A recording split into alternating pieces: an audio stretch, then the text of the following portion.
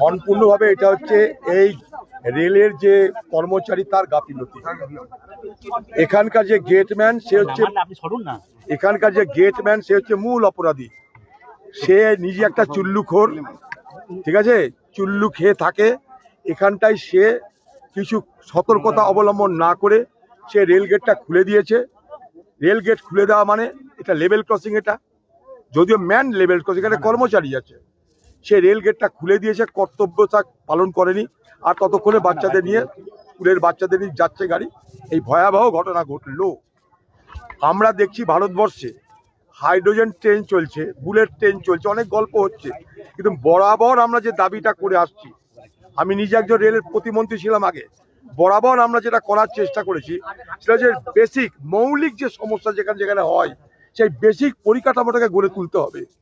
এই বেসিক পরিকাঠামো গড়ে তুলতে না পারার কারণে আজকে এই অবস্থা।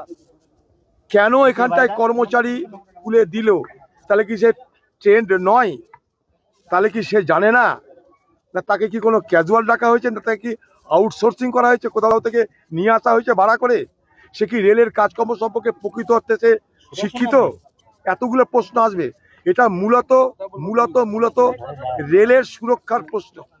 সেই সুরক্ষার দায়িত্বে যারা আছে তাদের গাফিলতির কারণে আজকে এটা হয়েছে। এটার পূর্ণাঙ্গ তদন্ত হওয়া উচিত। এবং আরও বলবো যে এইগুলো থেকে মুক্তি পেতে গেলে দীর্ঘস্থায়ী পরিকল্পনার জন্য যে সমস্ত সিদ্ধান্ত রেলের কর্তৃপক্ষের আছে, রেল দপ্তরের আছে, সেগুলোকে দ্রুত এখানটাই বাস্তবায়িত করা দরকার।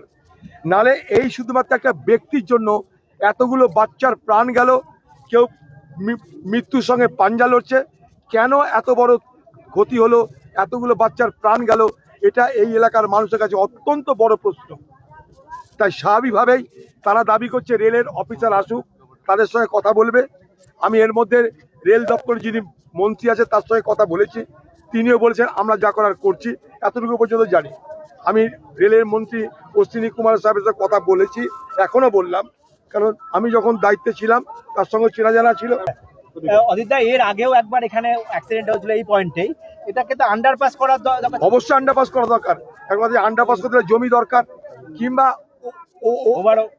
আরবি করতে গেলে সেখানটাও রেলের তৎপরতা দরকার। রেলের পরিকাঠামোর অভাব, রেলের পরিকাঠামো দুর্বল, তাই এই ঘটনা ঘটছে। রেলমন্ত্রী কি বললেন? রেলমন্ত্রী আমাকে বলছেন যে আমি সব ব্যবস্থা করব যা যা করার রেলের পক্ষ থেকে, এবং আমাদের অফিসারকেও আমি পাঠাচ্ছি।